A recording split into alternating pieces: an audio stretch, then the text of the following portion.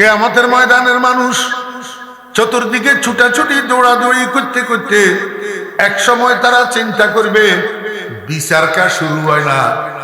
বিচার যদি শুরু হয়ে যেত, হিসাব নিকাশ যদি শুরু হয়ে যেত, জান্নাতে গেলেও গেলাম, জাহান্নামে গেলেও গেলাম, কিন্তু কিয়ামতের ময়দানের কষ্ট তো আর বরদাস্ত করতে পারি না। কেউ যদি আল্লাহর কাছে একটু সুপারিশ করত, হিসাব নিকাশটা শুরু করবেন তাহলে ভালো হইতো। কিয়ামতের ময়দানের মানুষ সব দলবদ্ধ হইয়া আদম আলাইহিস সালামের কাছে যাবে, যাইয়া বলবে, আব্বা জান, আপনি তো আমাদের আদি পিতা, আল্লাহর কাছে এখানে সুপারিশ করেন না, হিসাব নিকাশটা শুরু করুক। মনোযোগ আসেনি? আদম আলাইহিস সালাম কয়, বাবারে, তোমরা আমার সন্তানই কথা ঠিক, কিন্তু আজকের এই সময়ের মধ্যে আল্লাহ পাক জব্বারিয়তের মধ্যে আছে, কাহ্হারিয়তের মধ্যে আছে, মহারাগে রাগান্বিত। এই সময়ের মধ্যে আমি আদম আল্লাহর কাছে সুপারিশ করা তো দূরের কথা, আমাদেরকে তো গাইল ওই কিয়ামতের ময়দানে বিভীষিকাময় পরিস্থিতি থেকে নিষ্কৃতি পাওয়ার জন্য রহমতুল লিল আলামিনের কাছে যাইতে হবে। রহমতুল লিল আলামিন কোথায় আছে? তারা কারো বাবাও বলতে পারবে না। আলেম ছাড়া কারো বাবাও বলতে, সেইখানেও তোর আলেমের শরণাপন্ন হইতে হবে, আর আলেমের দ্বারস্থ হইতে হবে, তোকে আলেমের সামনে মুখাপেক্ষি হইতে হবে। কারণ হাদিস শরীফের মধ্যে রাসূল আকরাম সাল্লাল্লাহু আলাইহি ওয়াসাল্লাম বলেছেন, কিয়ামতের মাঠে কোথায় কোথায় কোন কোন জায়গায় রহমতুল লিল আলামিনের দেখা মিলবে, এটা একজন বিজ্ঞ প্রাজ্ঞ আলেম ছাড়া অন্যরা বলতে পারবে না। এই মানুষটাই কয়, ও কিয়ামতের অধিবাসীরা, আমি একজন আলেম, আমি বলতে পারি রহমতুল লিল আলামিনকে কোথায় পাওয়া যাবে। আল্লাহর হাবিব জীবদ্দশায় বলে গেছেন, কিয়ামতের ময়দানের 3 জায়গার যে কোনো এক জায়গায় আমারে তালাশ করলে পাইবা। 1 নম্বর জায়গা হলো হাউজে কাউসারের পাশ, 2 নম্বর জায়গা হলো ফুলসেরাতের গোড়া, 3 নম্বর জায়গা হলো মিজানের পাল্লার নিকট। এই 3 জায়গায় রহমতুল লিল আলামিন থাকবেন। 3 জায়গার এক জায়গায় পাওয়া যাবে। এই কথা শুনি কিয়ামতের ময়দানের সমস্ত মানুষেরা দৌড়াদৌড়ি শুরু করছে। গেছে হাউজে কাউসারে, রহমতুল লিল আলামিন নাই। গেছে ফুলসেরাতের গোড়ায়, রহমতুল লিল আলামিন নাই। গেছে মিজানের পাল্লার দ্বারে, রহমতুল লিল আলামিন নাই। কিরে, যেই 3 জায়গার কথা বলা হইলো, এই 3 জায়গার এক জায়গায় তো রহমতুল লিল আলামিন নাই, তাহলে রহমতুল লিল আলামিন গেল কোথায়? এমনি পাশেই আল্লাহ পাকের আরশের শামিয়ানার নিচে রহমতুল লিল আলামিনকে পাওয়া যাবে। সিজদারত অবস্থায় রহমতুল লিল আলামিন সিজদায় পড়ে কাঁদিয়া বুক বাসায়, আর উম্মতি উম্মতি উম্মতি কয়, আয় আল্লাহ, আমার উম্মত, আমার উম্মত, আমার উম্মত। আল্লাহ পাক রব্বুল আলামিন আরশে আজিম থেকে ডাক দিয়া কয়, বন্ধু আমার, দুনিয়াতে আমার কোরআনের জন্য, আমার দ্বীনের জন্য, আমার ইসলামের জন্য আমি আপনাকে অনেক কষ্ট দিয়েছি, অনেক কষ্ট দিয়েছি, কিন্তু কিয়ামতের ময়দানে আজকে আপনি কেন কষ্ট পাবেন? আজকে আপনি কাঁদবেন কেন? আজকে তো আপনার আনন্দের দিন, আজকে আপনার চোখের পানি আমি আর সওয়ালা বরদাস্ত করতে পারবো না। বন্ধু আমার, আপনি মাথাটা উপরের দিকে উঠান। ইরফা ইয়া মুহাম্মদ রাসাকা ইশফা তুশফা সাল তুতা। ও বন্ধু, আপনার চোখের পানিগুলা মোছেন, আমি আজকে আপনার চোখের পানি বরদাস্ত করতে পারি না। আপনি মাথা উপরের দিকে উঠান, কি চাইবেন চান, আপনার চাওয়া আমি পূরণ করার জন্য প্রস্তুত। আপনি কারোর জন্য সুপারিশ করার থাকলে সুপারিশ করুন, আপনার সুপারিশ গ্রহণ করার জন্য আমি প্রস্তুত। রহমতুল লিল আলামিন মাথা উপরের দিকে উঠায় না, সিজদায় তাকিয়া কান্দে আর কয়, রব্বুল আলামিন, কতগুলা মানুষ দুনিয়ার মানুষের তিরস্কার করতো, মাথায় কেন টুপি দিলি? দুনিয়ার মানুষের তিরস্কার করতো, লম্বা লম্বা দাড়িগুলা কেন রাখলি? দুনিয়ার মানুষের তিরস্কার করতো, জুব্বাইগুলা কেন গায়ে দিলি? দুনিয়ার মানুষের তিরস্কার করতো, টেবিল চেয়ার বাদ দিয়া দস্তরখান বিছাই পুরাতন পদ্ধতি সনাতন পদ্ধতিতে কেন খানা খাইলি? ওরে দুনিয়ার মানুষের তিরস্কার করতো, তোর কাছে পয়সা কড়ি আছে, তুই কেন ছেলের বিয়েতে মেয়ের বিয়েতে গায়ে হলুদের অনুষ্ঠান করবি না? তুই এরকম ব্যতিক্রম কেমনে হইলি? এরকম সনাতন অবলম্বী কেমনে হইলি? আমার উম্মতেরা দুনিয়ার মানুষের তিরস্কার উপেক্ষা করি, গালাগালি উপেক্ষা করি, আমার সুন্নত গুলা ধরে রেখছিল, আমার আদর্শ ধরে রেখছিল, আমার সুন্নত ছাড়ে নাই, আমার আদর্শ ছাড়ে নাই। এখন আমার সেই উম্মত গুলা কাতারে কাতারে জাহান্নামের দিকে যায়। ও আল্লাহ, আমি রহমতুল লিল আলামিন কেমনে বরদাস্ত করি? হয় আমার নামটা তোমার কোরআনের থেকে রহমতুল লিল আলামিন কাটিয়া দাও, আর না হইলে আমার উম্মতকে জাহান্নামের থেকে মুক্তি দিয়া দাও।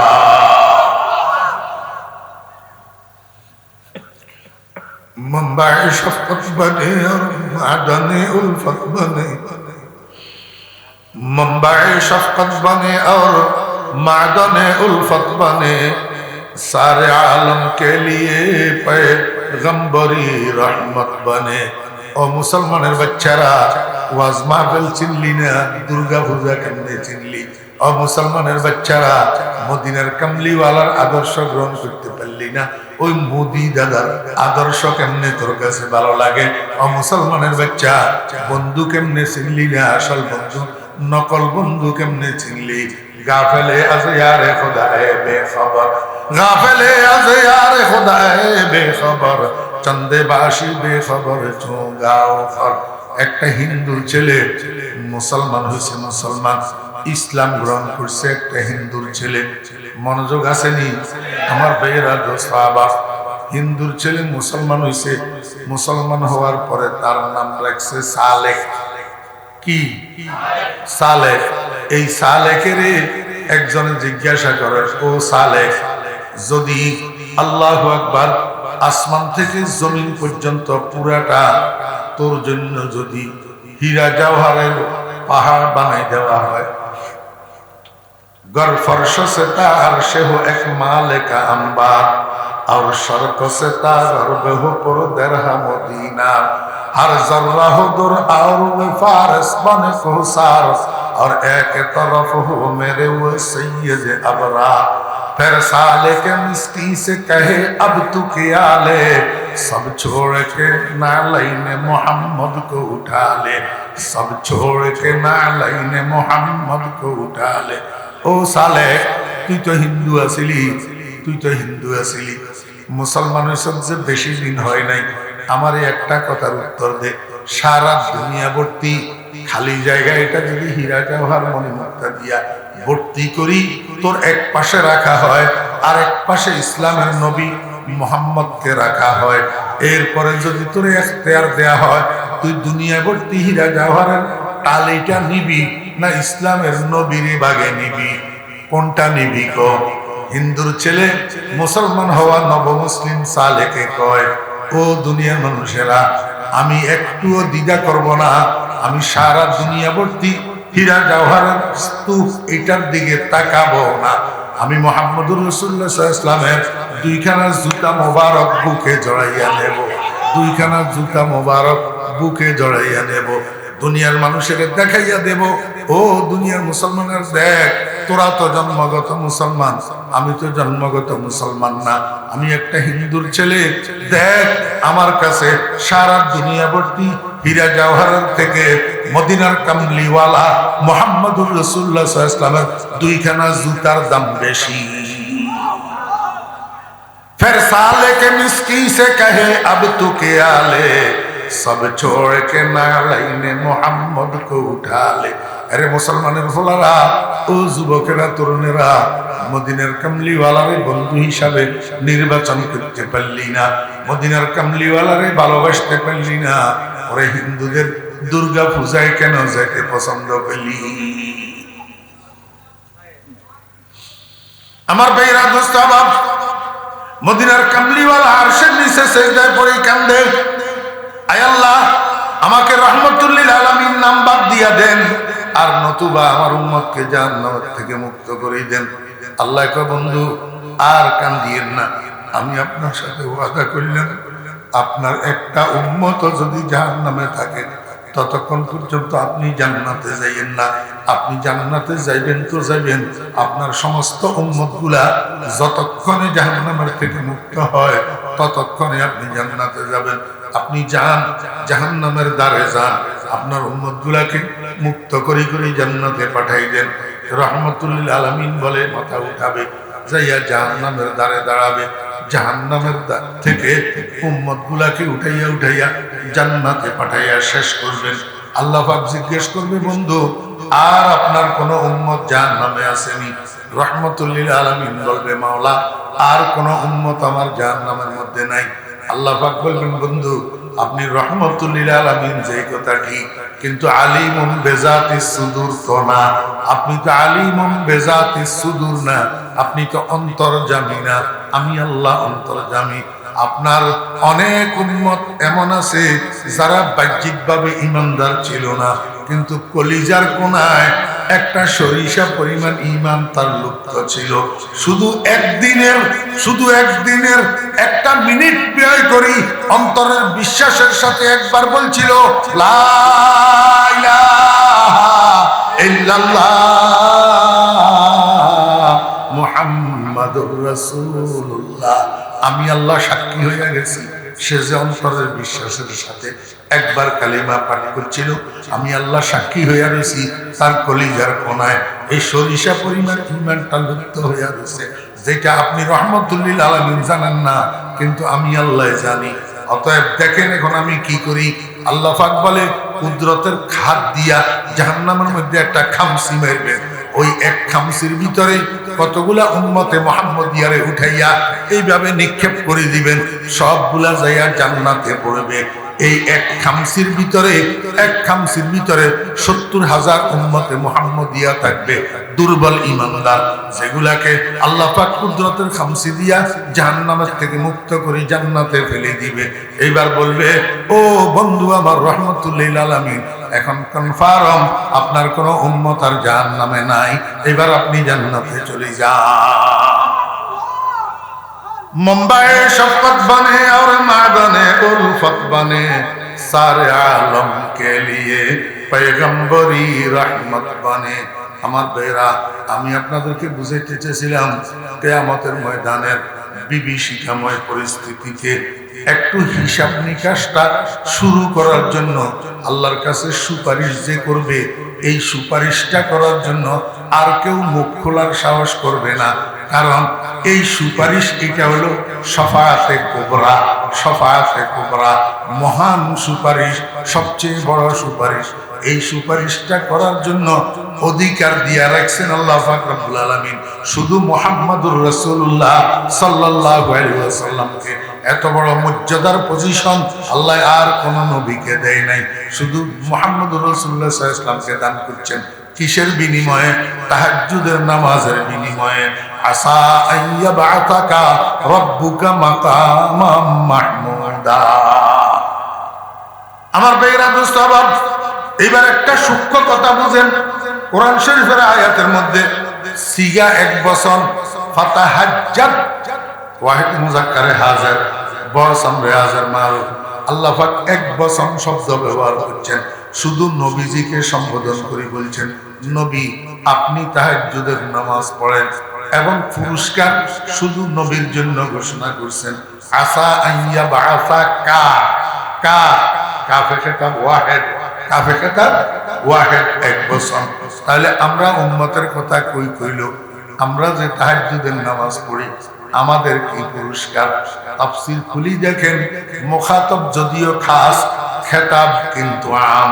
আল্লাহ পাক রব্বুল আলামিনের ঘোষণা, মুখাতব যদিও রাসূলকে করছেন, সম্বোধন শুধু রাসূলের প্রতি করছেন, কিন্তু খেতাবটা আম। অর্থাৎ, হে নবী, আপনি তাহাজ্জুদ করলে আপনাকে যেরকম আমি মাকামে মাহমুদ দান করব, মর্যাদার আসন দান করব, আপনার উম্মতেরা কিয়ামত পর্যন্ত যারাই তাহাজ্জুদের নামাজ পড়বে আমি তাদেরকেও দুনিয়া এবং আখিরাত উভয় জাহানে সম্মানিত করব। ও মুসলমান ভাইরা, টাকা বেশি হইলে মানুষ সম্মানী হয়, ক্ষমতা বড় হইলে মানুষ সম্মানী হয়, সার্টিফিকেট বেশি হইলে মানুষ সম্মানী হয়, পদ বড় হইলে মানুষ সম্মানী হয়, কিন্তু এই সম্মানগুলো স্থায়ী নয়। 2 দিন আছে, 2 দিন নাই। আজকে আজকে যদি ফুলের মালা ভাগ্যে জুটে, 2 দিন পরে জুতার মালা ভাগ্যে জুটে। আমার ভাইয়েরা দোস্ত আবার আজকে যেই পুলিশে সেলিউট মারে, আগামীকাল সেই পুলিশে আবার হ্যান্ডকাপ লাগাইয়া ফাঁসার উপরে ফিটায়। এটার স্থায়িত্ব নাই সম্মানের। কিন্তু তাহাজ্জুদের নামাজের দ্বারা মানুষকে আল্লাহ পাক যেই সম্মান দান করে, এই সম্মান দুনিয়ার জীবদ্দশায়ও থাকে, মরণের বিছানায়ও থাকে, মরণের পরে কবরেও থাকে, কবরে হাসরের ময়দানেও থাকে। চির সম্মানের কেন্দ্র জান্নাতে আল্লাহ পাক মানুষকে সম্মানিত করে এই তাহাজ্জুদের নামাজের বিনিময়ে। কারণ কি জানেননি? কারণ কারণ কারণ কি জানেননি? আরে কত চাঁদ স্যার কি আরে অন্য আরো এটা লাগাই দিতে বেগুন গেছে কই দিয়েছে। আল্লাহ আয় আমরা তো জুত লাগে আয় আরেকখান করিয়ে এসেছি। শুনেন, সাতার ভাইয়া বাজারে কদিন আগে কাঁচা মরিচের কেজি 800 টাকা হয়েছিল। কিলে কিলে 800 টাকা হইল কা? আরে আর তো শুনে, হ্যাঁ কাঁচা মরিচের চাষ করছে যে মানছি, এই কাঁচা মরিচের ক্ষেত এখন অতি বৃষ্টির কারণে ভাঙি গেছে। কাঁচা মরিচের ক্ষেত ভাঙ্গা পড়ছে, সাথে সাথে কোলেস্টোরে যে রাখছে কাঁচা মরিচ, বিদ্যুৎ বিভ্রাটের কারণে বেগুন গেছে হুঁসি, বেগুন গেছে, যেগুন জমা রাখছে এগুন ফসি গেছে। নতুন ভাবে অতিবৃষ্টির কারণে উৎপাদন ব্যাহত হয়েছে, যার কারণে মার্কেটে সুট পড়ছে। তো মার্কেটে মাল যেটা সুট পড়ে এটার দাম বাড়ে যায়, ঠিক না বেঠিক? মার্কেটে মাল যেটা সুট পড়ে এটার দাম বাড়ে, সাথে সাথে এই দাম বাড়া মাল যার গুদামে বেশি থাকে হেতেরও দাম বাড়ি যায়, হেতে রাইতে রাইতে কুটিপতি হইয়া যায়। এই পর্যন্ত বুঝছেন না? আমলের নিয়তে শুনেন, আমলের নিয়তে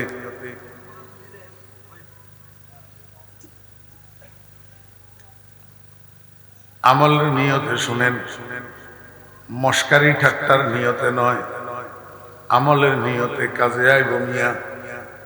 হ্যাঁ, মনোযোগ সহকারে শুনেন। আর যদি মস্কারি ঠাট্টার সাথে শুনেন, ইন্নাল্লাহা ইয়ারফাউ বিহাযাল কুরআনি আকওয়ামা ওয়া ইয়াযাউ বিহি আখারিন। কোরআন এমন এক জিনিস যেটাই কেয়ারে কেয়ারে উপরের দিকে উঠায় আর কেয়ারে নিচের দিকে নামায়, ধ্বংসস্তূপে ফেলিতে। ধ্বংসস্তূপে খবরদার মস্কারির সাথে শুনিয়েন না, মনোযোগ সহকারে খালেস নিয়তে আমল নিয়তে শুনেন, তো ইনশাআল্লাহ উপকারে আসবে, আল্লাহ পাক সম্মান দান করবেন। না হইলে রাস্তাঘাটে বেইজ্জত হওয়া লাগবে।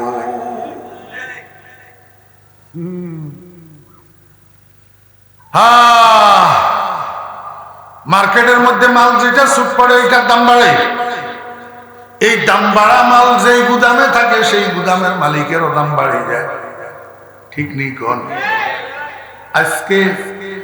আজকে ফজরের আজানের পর থেকে, আজকে ফজরের আজানের পর থেকে রাত্রে 12টা পর্যন্ত আল্লাহ পাকের ইবাদতের মার্কেটটা গরম। আল্লাহ পাকের ইবাদতের মার্কেটটা গরম। কেউ নামাজ পড়ে, কেউ রোজা রাখে, কেউ কোরআন তেলাওয়াত করে, কেউ জিকির করে, কেউ দুরূদ শরীফ পড়ে, কোনো না কোনো ভাবে কেউ না কেউ ইবাদতের মধ্যে মগ্ন আছে। কিন্তু রাত্রের 12টার পর থেকে সেহরির সময় শেষ হওয়ার আগ পর্যন্ত, রাত্রের 12টার পর থেকে ফজরের আজান দেওয়া পর্যন্ত, এই সময়টার মধ্যে আল্লাহ পাকের ইবাদতের মার্কেট ঠান্ডা হয়ে যায়।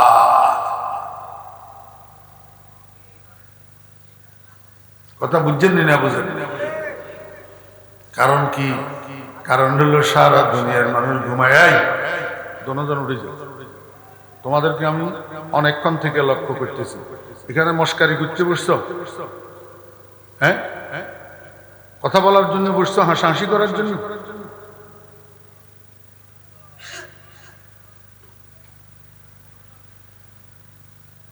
আর কিছু মুখের থেকে বাইর করলাম না, সবর করলাম।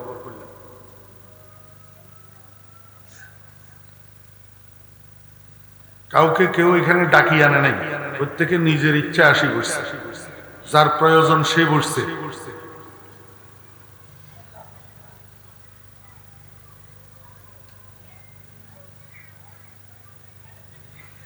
এখনো দিলের সোজা কর বেটা, দিলের এখনো সোজা কর। আমি মুখের থেকে কিছু বাইর করলাম না, দিলের এখনো সোজা কর। এই সবুজ গেঞ্জিওয়ালা, দিলের এখনো সোজা কর, ধ্বংস হয়ে যাবি। আমি কইলাম বেয়াদবি এইখানে, এইখানে বেয়াদবি করা যায় না, এটা বেয়াদবির জায়গা না। দিলের সোজা করি বয়। ফরিদউদ্দিন নতুন বক্তা না,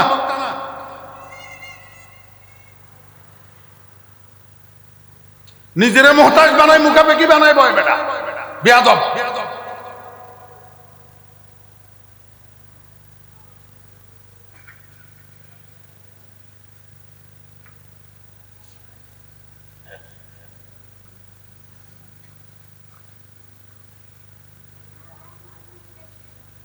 এত কিছু বলার পরে যদি মনোযোগ না থাকে, হতবাগা না তুই ফোড়া তোমার।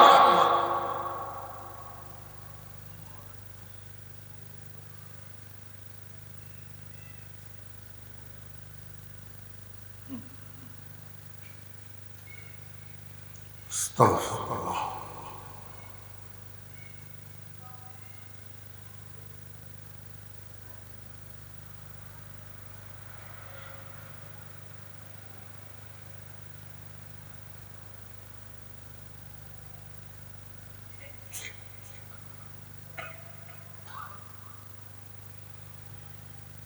আপনারা মনে কষ্ট নিয়েন না, যে পর্যন্ত কথা হয়েছে এই পর্যন্ত আল্লাহ পাক আমাদেরকে আমল করার তৌফিক দান করেন।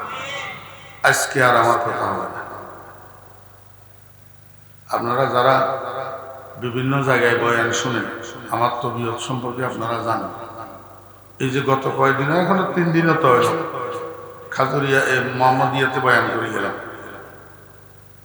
সত্য কথা কি নাউজুবিল্লাহ, আমি অহংকার করে বলতেছি না, এখানে কাশিবুল হুজুর আছে। এত ছোটখাটো মাহফিল আমার খুব কম। আমি তো এগুলো নিজের এলাকা হিসাবে দাওয়াত লই। এই যে আসরের পর থেকে মাগরিব পর্যন্ত সুলভ বর মাদ্রাসা যে বয়ান করে আসলাম, এই মাহফিলের সমান 50টা মাহফিলের মানুষ, এইটার সমান।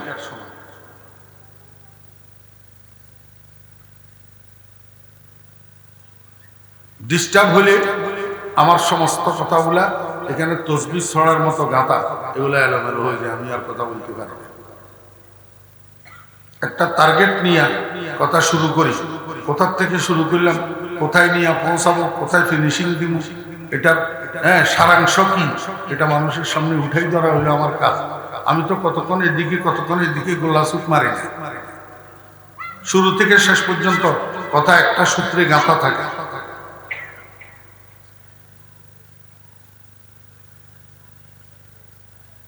এই জন্য ডিস্টার্ব করলে আমার খুব মনে কষ্ট হয়, খুব মনে কষ্ট হয়, খুব মনে কষ্ট ডিস্টার্ব করি। মানে আনাম কেমন দানাম, আমি কোথা থেকে কোথায় যাইতেছি এটা আপনারা কোনো কেউ জানেন না। আমার শরীরের অবস্থা কি, আমি প্রতিদিন সন্ধ্যায় 10-12টা ট্যাবলেটে ক্যাপসুলে খেতে হবে। আগামীকাল জোহরের পর লাঙ্গুরাট মাদ্রাসার জলসা, মাগরিবের পরে বয়ান সারিয়া মাদ্রাসা, এশারের পর 10টার সময় বয়ান চন্দ্রকোনা ইউনিভার্সিটি। আমার ঘুম কোথায়, আমার রেস্ট কোথায়, আমার আরাম কোথায়?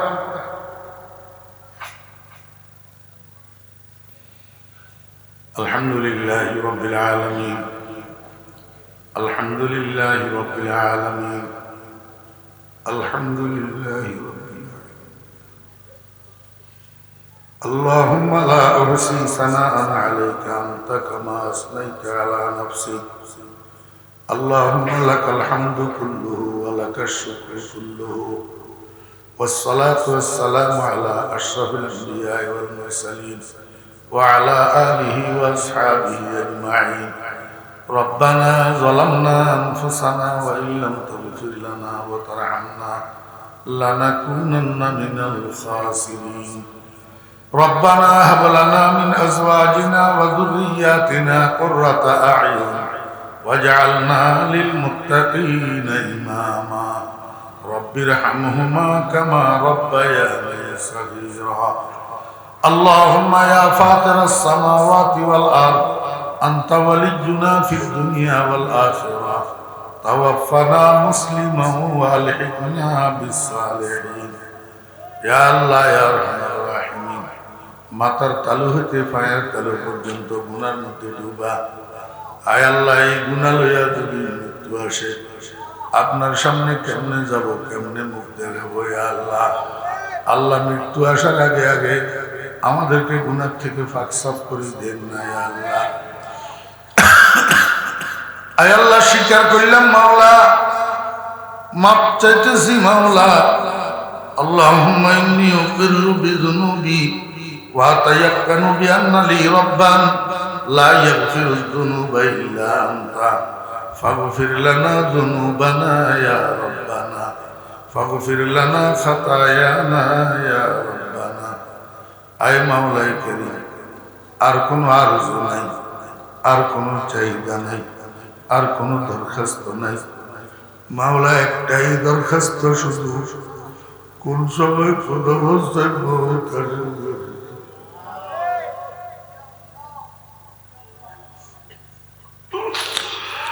আয় আল্লাহ কোন সময় কি অবস্থায় মৌত আসে আল্লাহ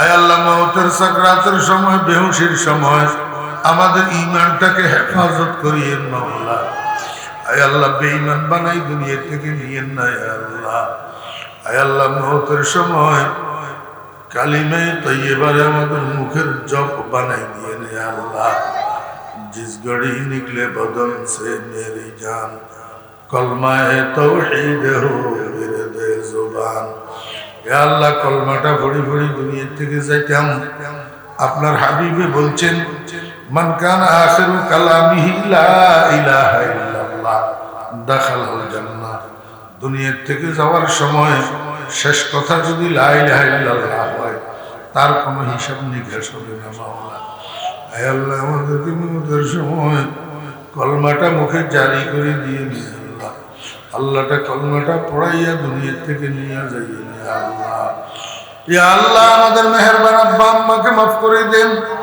দাদা দাদি নানা নানি শ্বশুর শাশুড়ি উস্তাদ মুর্শিদ পূর্বপুরুষ বংশধর মুরব্বীগণ যারা কবরবাসী আছেন আল্লাহ সকলের কবরের আযাব মাফ করে দেন ইয়া আল্লাহ আয় আল্লাহ আমাদের বিবি বাচ্চাগুলোকে মাফ করে দেন আয় আল্লাহ বন্ধু বান্ধবদেরকে মাফ করে দেন আয় আল্লাহ আপনার হাবিবের সমস্ত উম্মতকে মাফ করে দেন আল্লাহুম্মা ইগফির লি উম্মতি মুহাম্মাদিন সাল্লাল্লাহু আলাইহি ওয়াসাল্লাম اللهم احفظ أمة محمد صلى الله عليه وسلم اللهم أصلح أمة محمد صلى الله عليه وسلم اللهم فرج الكرباء عن أمة محمد صلى الله عليه وسلم أي الله সারা দুনিয়ার মুসলমানের মধ্যে ইসলামী মূল্যবোধ দান করেন আল্লাহ আয় আল্লাহ আমাদেরকে এই বুঝ দেন আমরা তো হরিশ্চন্দ্রের ঘরে জন্ম নিই নাই সীতারানীর দুধ পান করি বড় হই নাই একজন মুসলমান আব্বার ঔরসে জন্ম নিয়েছি একজন মুসলিম মায়ের গর্ভে জন্ম নিয়েছি আয় আল্লাহ আমরা যে মুসলমান আমাদেরকে এই মূল্য বুঝার তৌফিক দেন ইয়া আল্লাহ আমাদেরকে পরিপূর্ণ মুসলমান হওয়ার তৌফিক দেন ইয়া আল্লাহ আয় আল্লাহ আপনার হাবিবের আদর্শ গ্রহণ করার তৌফিক দান করেন ইয়া আল্লাহ ইয়া আল্লাহ আমাদেরকে ইবাদত করার